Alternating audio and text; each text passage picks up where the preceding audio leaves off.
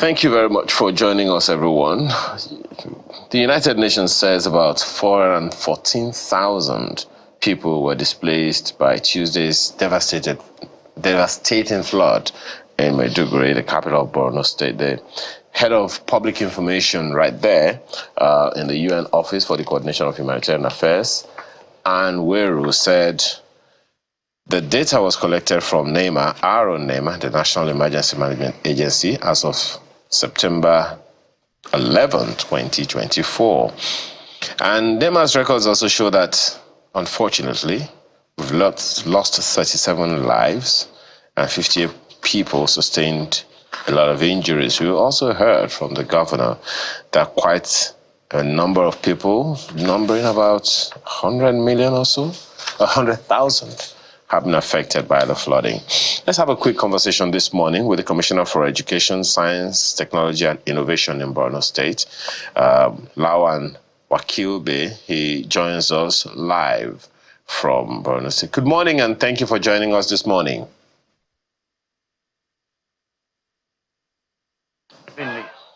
Okay. Well, first of all, we have to begin by, commiserating with you on the unfortunate occurrence. How is the government coping with this emergency? I mean, it will seem like Maiduguri wasn't really totally out of the woods of some unfortunate emergencies, and then this. Thank you very much for your warm wishes. Well, when you say a situation, an emergency is a disaster, it exceeds everybody's coping capacity. But right now, as far as this disposition is concerned, and myself concerned, we are responsible for providing all government schools as a muster point and a point where the displaced persons as a result of flood could seek refuge before some sign of normalcy occur. And we are feeding everybody in 11 camps on this side of Maiduguri. The river has divided Maiduguri into two. Where on one side, there are into three, sorry. There are some on the other side and there are some on the third other side. So on this first side, we are responsible for 11 camps, feeding and then accommodating these people you see around. So the government is responding very well because all the sectors of the government, all machineries of government have swung into action.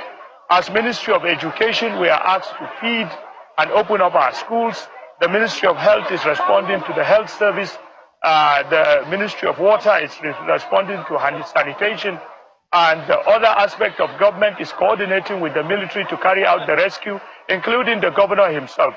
So we are sort of responding in a multifaceted manner, and we have a coordination meeting every 5 o'clock to see how things are. But honestly, when you say disaster, it exceeds everybody's coping capacity. Right now, we are in Yarwa IDP camp, a government girls' secondary school that was designed for a maximum of 3,000 people. But I am having over 18,000 now. So, to cope with them is a challenge because the facility is overstretched. And that is the situation virtually everywhere. But we thank God the flood is receding, and we hope in the next few days to come, people will start returning back to their homes. Well, yes, I mean, you are spot on. It definitely is beyond what anyone is expecting. But, when you say that the Water Resources Ministry is taking care of the water issues, how does the ministry also get water, seeing that, it's the water we're fighting? How are we dealing with that, combined with the hygiene situations?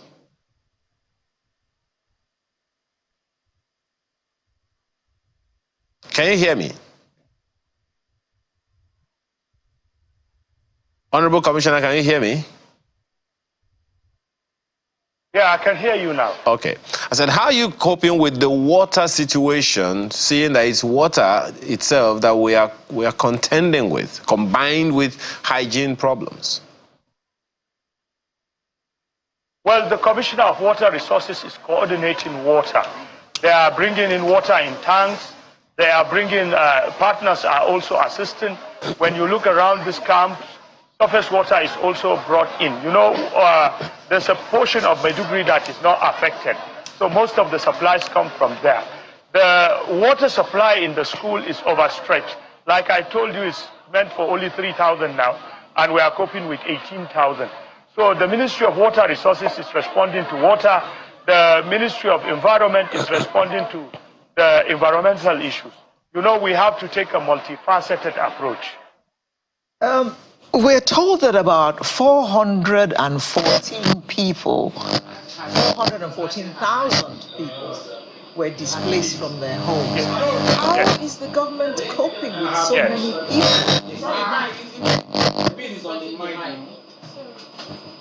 Please come again. We're told that over 400,000 people have been displaced. How is the government coping with the large number of people? You know, like I said, I'm only in one segment of Maiduguri, and I'm responding to one or two sectors. Overall coordination lies in the office of the governor. So they will be in the best position to tell you that.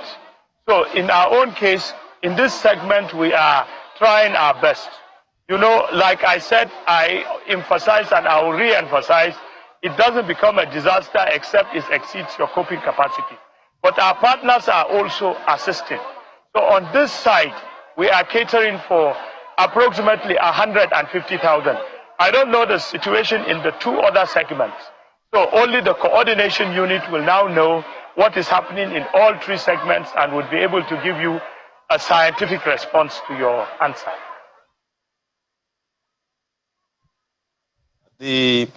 How are the people themselves, you know, dealing with what all of these situations? The people. Come again, please. The people. How are they dealing with it? How are they handling it?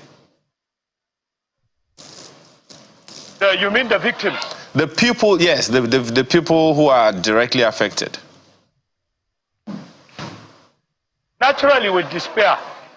When flood comes, destroys your house and your livelihood, and you come back to a displacement camp, something we thought we have kept it behind, we have choked it down to history.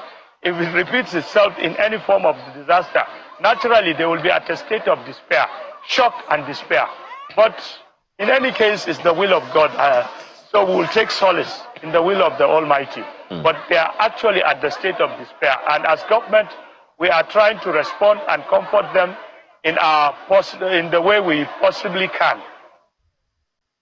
We can see you are in a dry part of Maiduguri, and obviously life has been completely disrupted. Children are not going to school, economic activities have come to a halt almost. When do you envisage that things will start returning to normal? Well, it's difficult to say. You know, all major floodways have been, the volume of water in all major floodways is full. Maiduguri is connected by two rivers, the Ngada and the Yazaram, and both banks are full.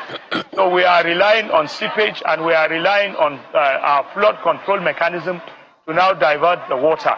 So it will be difficult to say, but some parts of Maiduguri, water has significantly receded. In the case of children not going to school, when the flood committee warned the ministry that there is possible dike failure, the ministry took a proactive action by closing all schools for 2 weeks. So we are assessing the situation. By Sunday the 22nd of September, if situation doesn't improve, we'll extend the holidays. But if it improves, we'll go back to the... One part of the market has opened, but the remaining part is still flooded. And you cannot cross to the third segment, which is the University of Maiduguri area. It's very difficult, except if you use boats or special vehicles or special excavators that were provided by the government. So complete normalcy will take some time, but partial normalcy we hope in the next 1 week to 10 days, God willing. There are a lot of mouths to feed because a lot of people have been displaced. Approximately how many people are in each of these? First of all, how many camps are there, and approximately how many people are in each of the camps? The camps I am responding to are those that are within schools. We have 11 camps, approximately 120,000. There are other camps that are in uncompleted housing estates. Those ones, the State Emergency Management Agency and partners are responding to them. Our saving grace was that when we opened school, the governor provided every funds for the school feeding system, and we stocked food. That was what we used for the first day's response. By the second day, government gave us food, and we are feeding approximately 120 mouths, and I am using 15 school principals with a complement of 300 cooks from public secondary schools. This is on the 11 camps I am controlling. So I don't have a general idea as to what SEMA is doing. Then the governor also set up a high-powered committee to the other segment of Maiduguri facing the Lake Chad Research Institute on our eastern axis. Then another team is responding on the western axis also towards the university and other places. But on this side, in schools alone, we are responding to 120,000. It's a very difficult situation. Our principals, our cooks are exhausted because we continuously cook 5, 6, 7, 8, 10 times as the case may occur. And it's a common sight to find new arrivals. As soon as government rescues, they bring them to safety to this part of the camps. You plan for 10,000, before evening you will have 14 to 15, and you have to make arrangements. So we are pushing. We hope our strengths and our bodies will not fail us so that we respond to the plight of our people. Well, you know, one of the scares, so to speak, that came up, I really don't remember who exactly made that comment earlier in the week, about the fear of diseases and disease outbreak, which leads to the question of hygiene. You know, how are you dealing with that one? How are you dealing with the issue of hygiene? In the camps we are now, the State Environmental Protection Agency has sent agents. Partners are trying to build emergency latrines. You know, there are so many. 18,000 in a school meant for 3,000. Wow. And most of them are in despair. Some of them are villagers. Some of them don't have orientation. Some of them don't have good toilet practice. It's all kinds of challenges, but we will respond to it. You know, there are lessons learned in every situation. Our situation today is better than what it was yesterday. So each time there are lessons learned.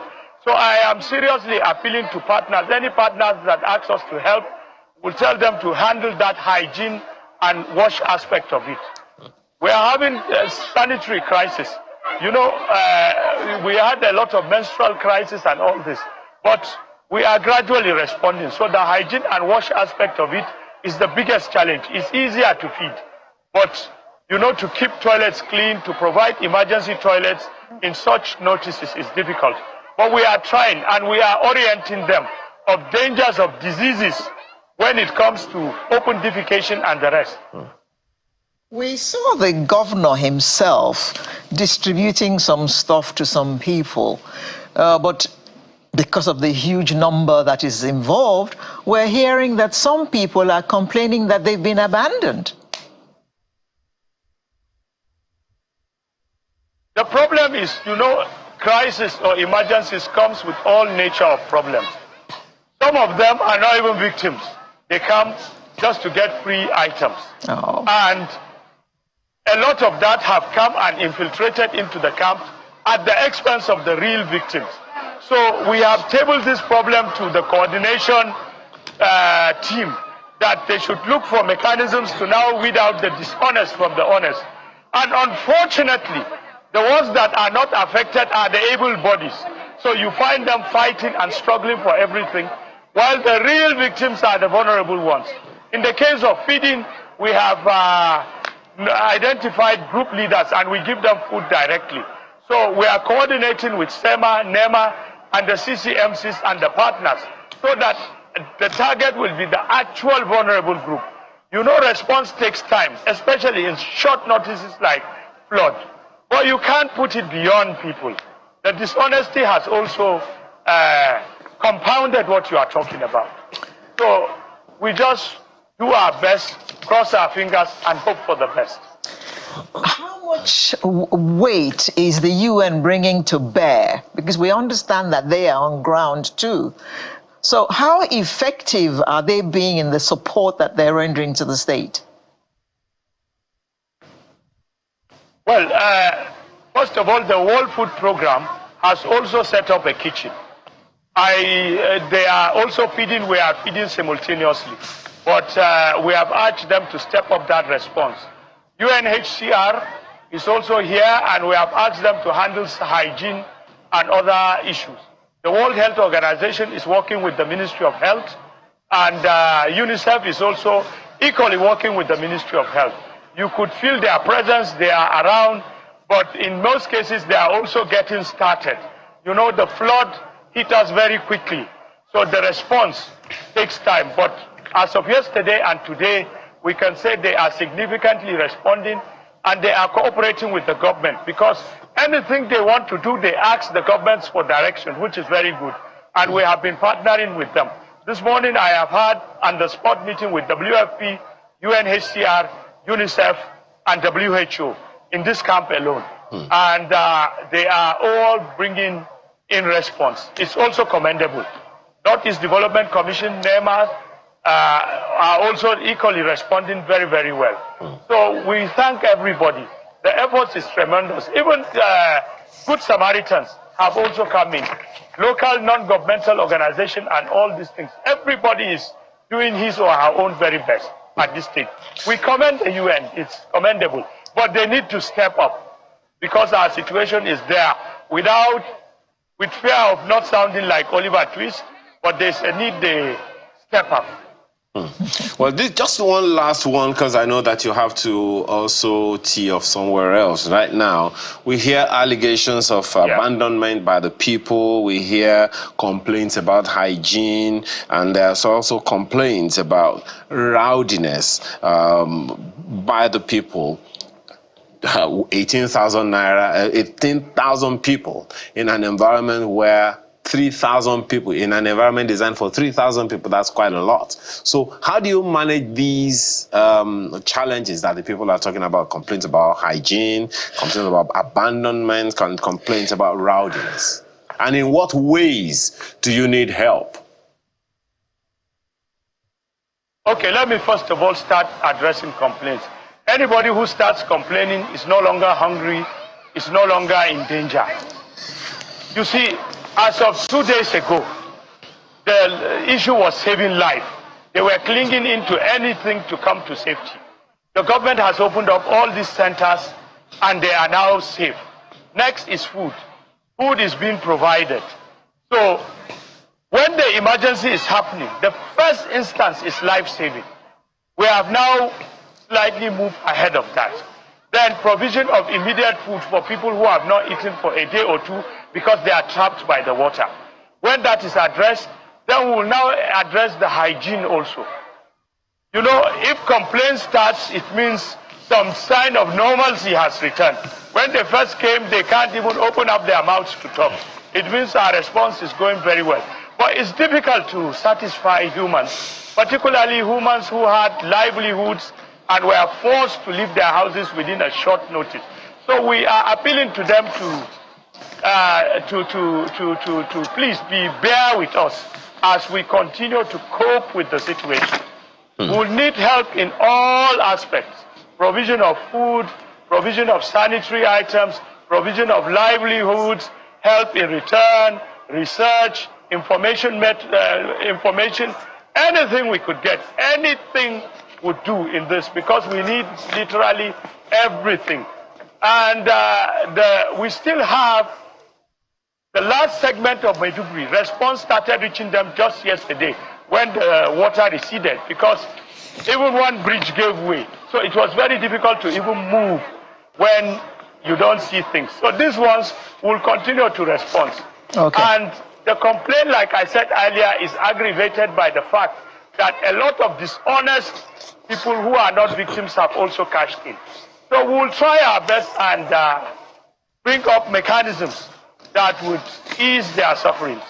Okay, thank you very much, Mr. Lawan Wakilbe, Commissioner for Education, Science, Technology and Innovation, Borno State. We just have to let you go now and continue our discussion with Oyegade Adeleke, Head Climate Services Unit of NiMET. He's joining us from our Abuja studios, as well as our correspondent, Ayola Kazim, Channels Television Environment correspondent, who is also on ground in Borno State. Ayola, are you there? Okay, Mr. Adeleke, you have heard all that the commissioner has said, but you are in Abuja.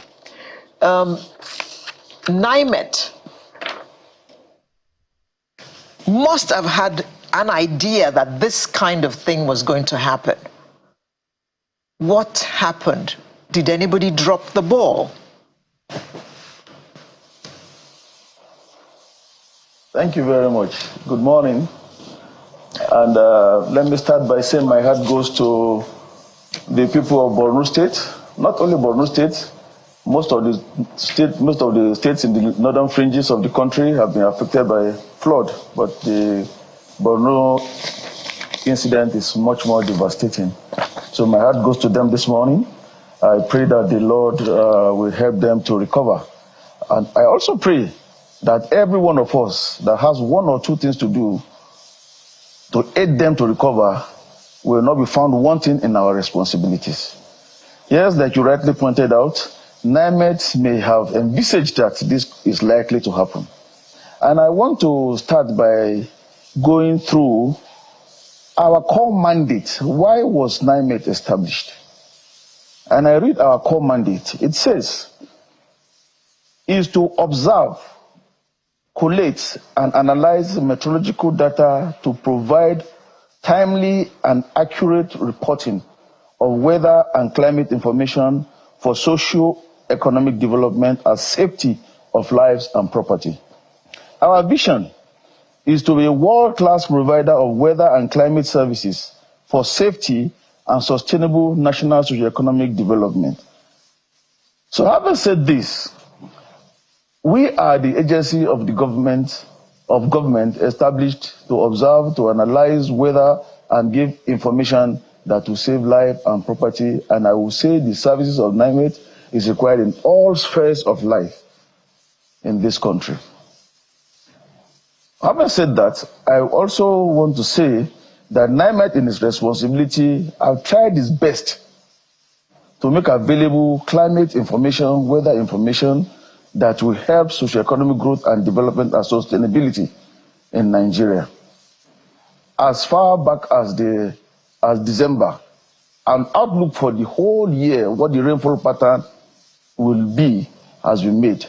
It was launched in sometime in February, I can't remember the date now, in February by the Honorable Minister of Aviation, because we are resided in the Ministry of Aviation, and it was made public to the whole country what the weather outlook or the climate outlook for the year will be.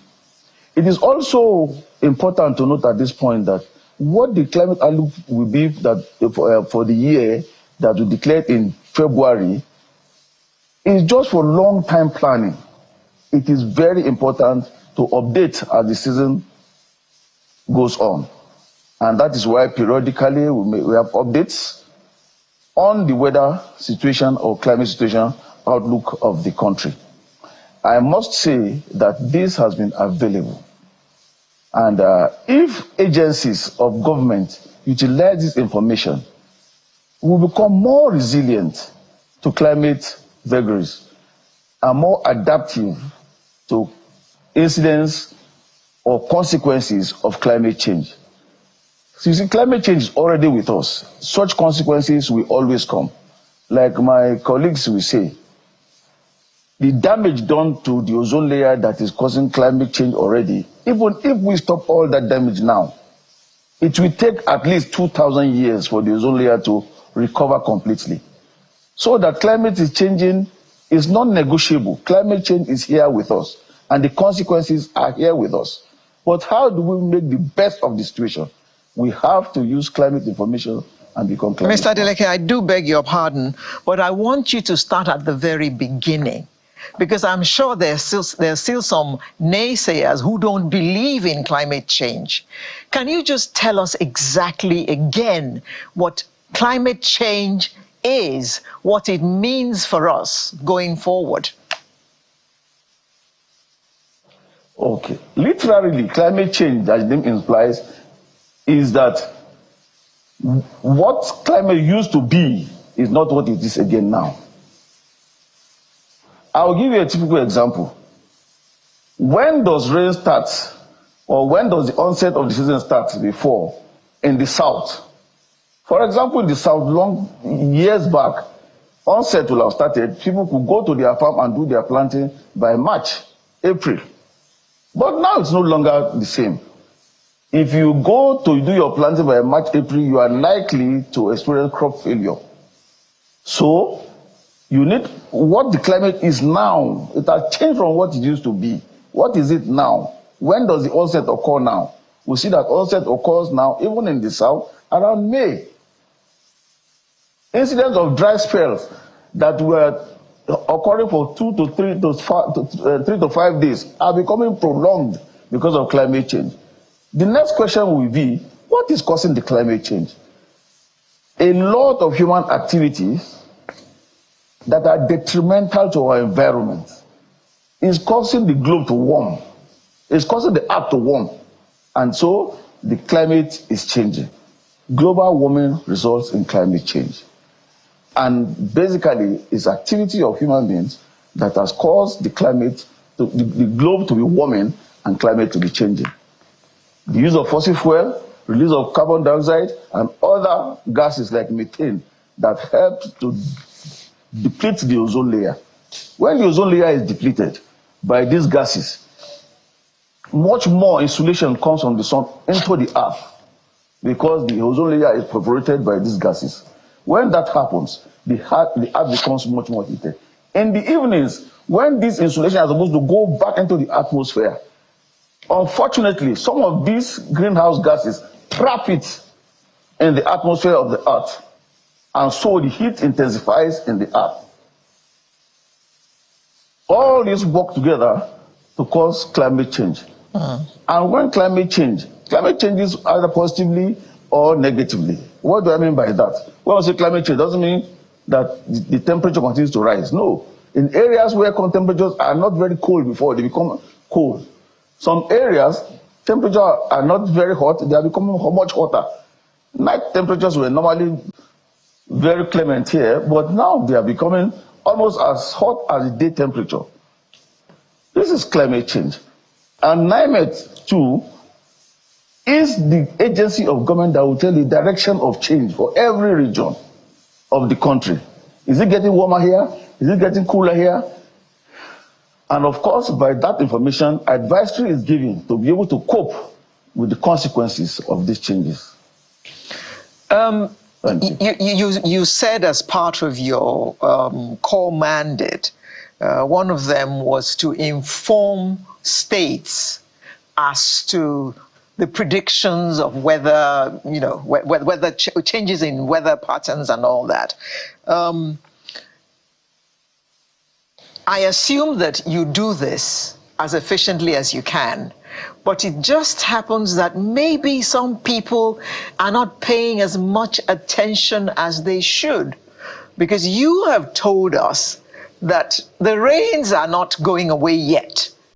Even though when you were telling us about climate change, you did say that the patterns have changed, because normally when I was little, by this time of the year, September, middle of September towards October, you begin to see the end of the rainy season. But you have told us that there's more heavy rain coming and we're going to see more floods. Is it that people are not listening to you, or they're not paying the kind of attention that they should to the things that you tell them? Well, thank you very much. I don't want to play a blame game here. What I just want to say is that the information from NiMET is available. Even for this current intervention in Borno State and other states affected by flood. NEMA has been trying its best, and all other agencies have brought interventions one way or the other. They have been doing very well. I would advise at this point again that particular attention should still be given to the outlook for the days to come, and the advice is used.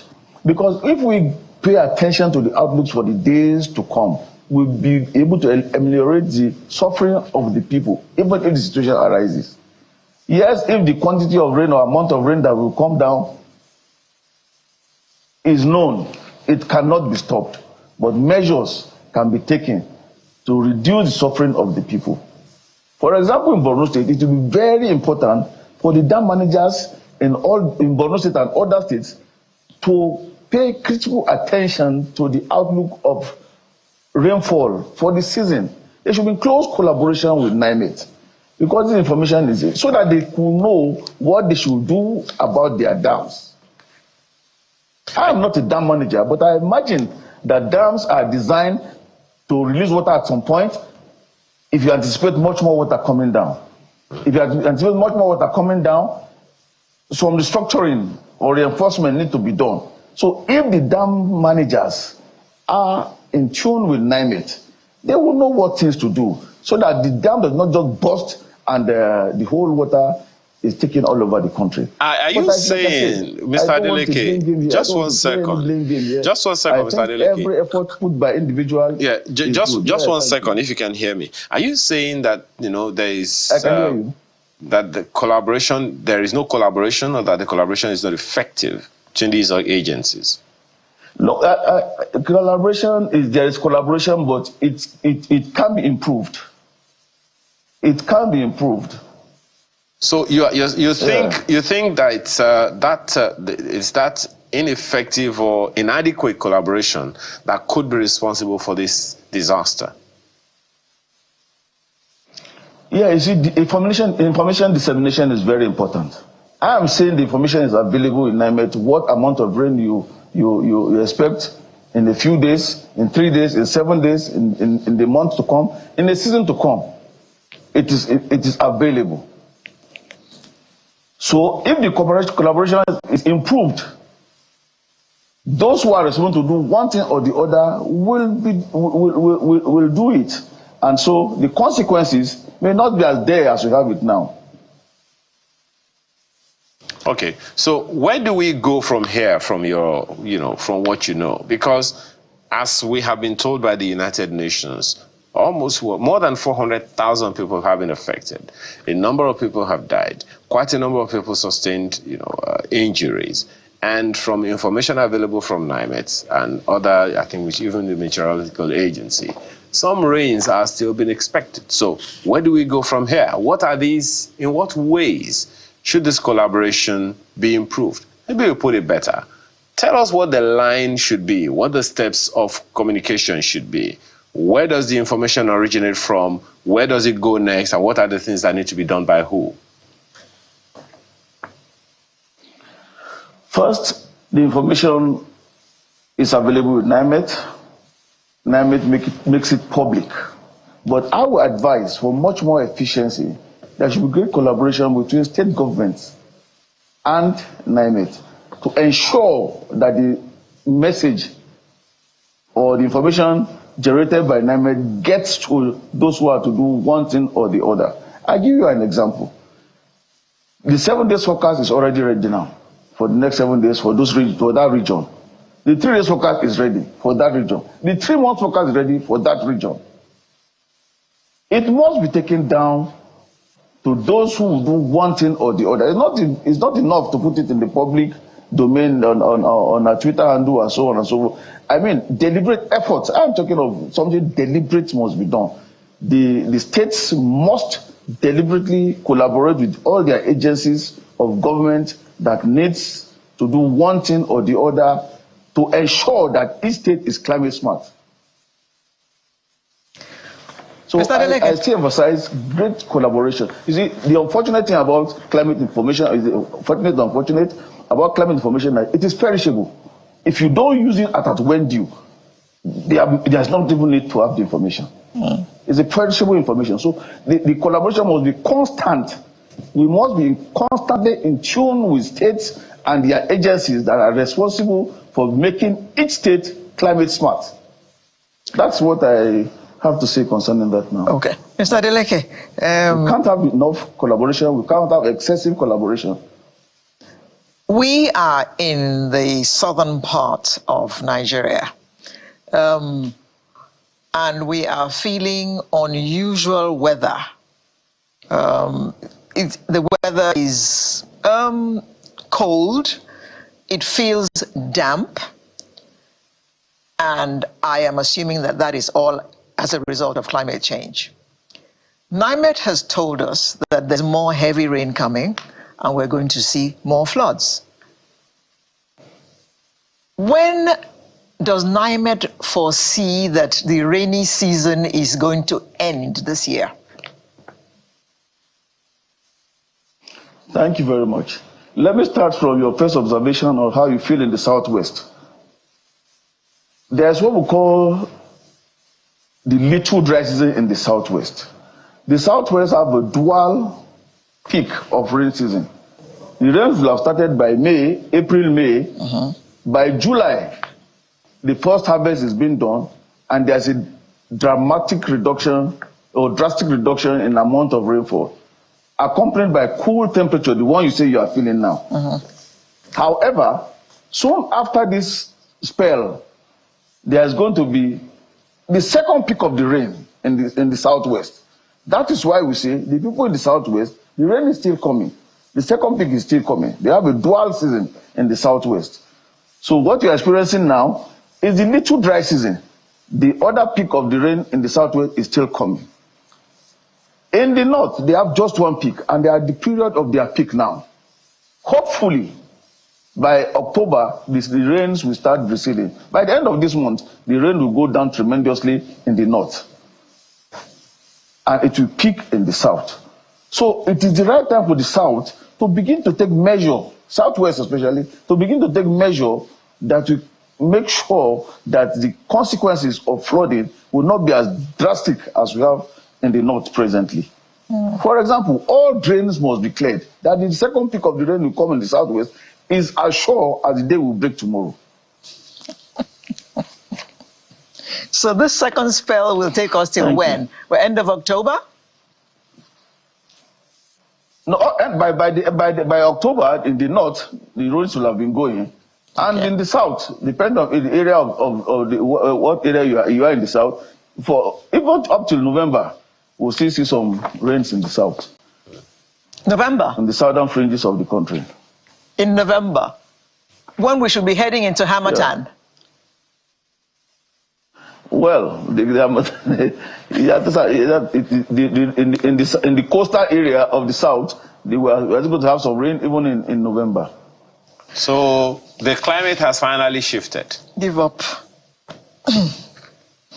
Yeah, I told you already when I started, the climate has changed already. We have to know how it has shifted and how to maximize our productivity even in the face of climate change. You know, at the end of the day, Mr. Adeleke, everybody looks to government, federal or states.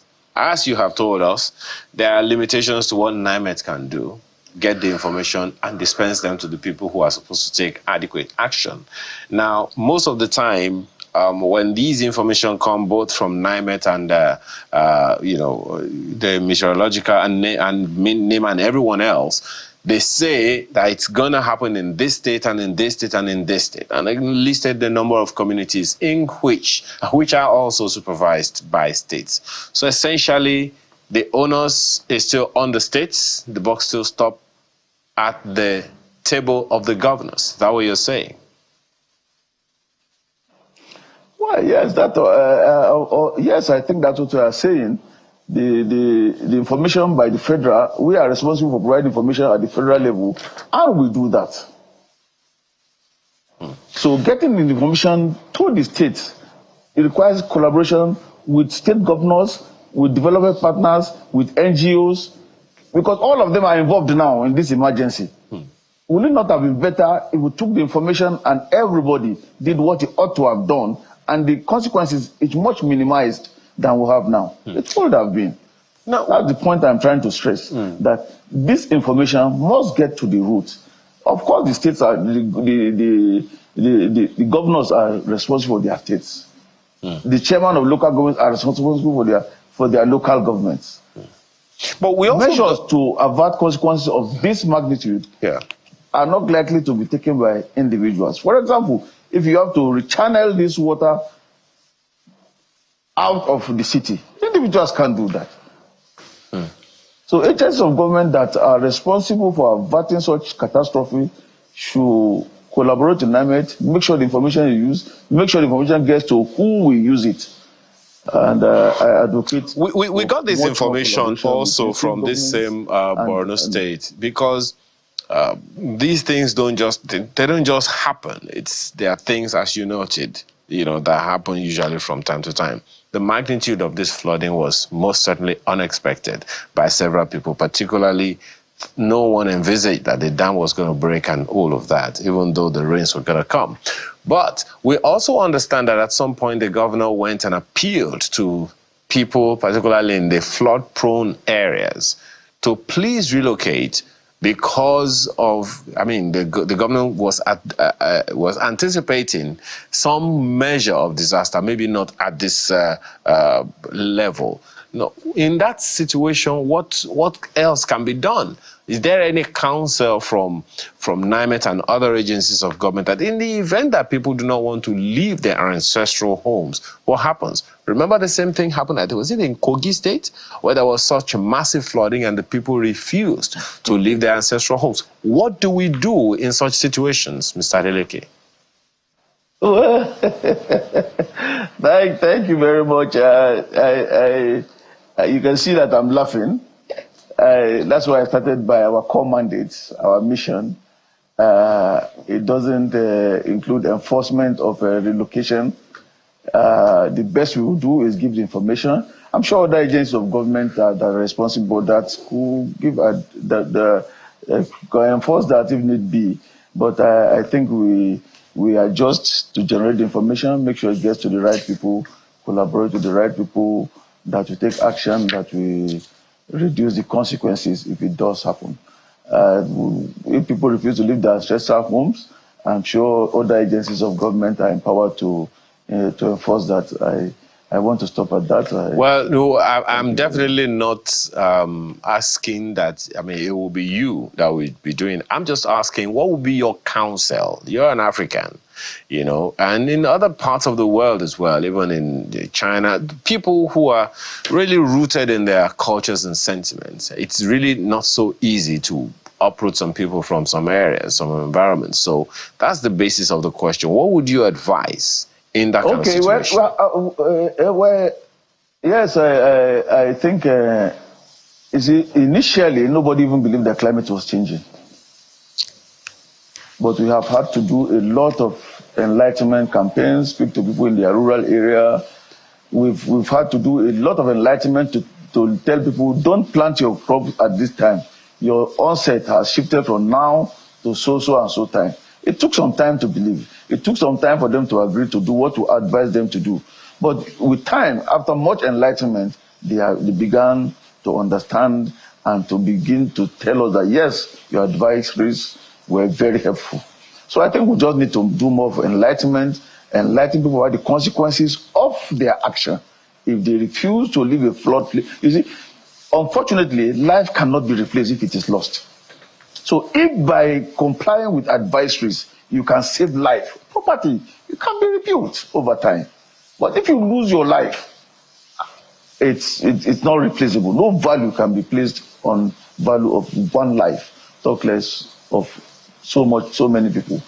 So I think it's enlightenment. You continue to enlighten the people and advise them of the consequences of refusing to leave floodplain areas, for example, or to build in floodplain areas, for example, and so on and so forth. So we'll continue to interact with them. For every of our engagements, we try to advise the people to adhere to NiMET's advisory in all operations. Okay, thank you very much. Because disaster is not only flood. If you have complete crop failure is unfortunate. It may be difficult to recover. Thank you. Thank you very much, Mr. Oyegade Adeleke, who is the head Climate Services Unit, NiMET, and he joined us from our studio in Abuja. Thank you very much for staying with us. We shall be back with another segment, and we hope that you will join us.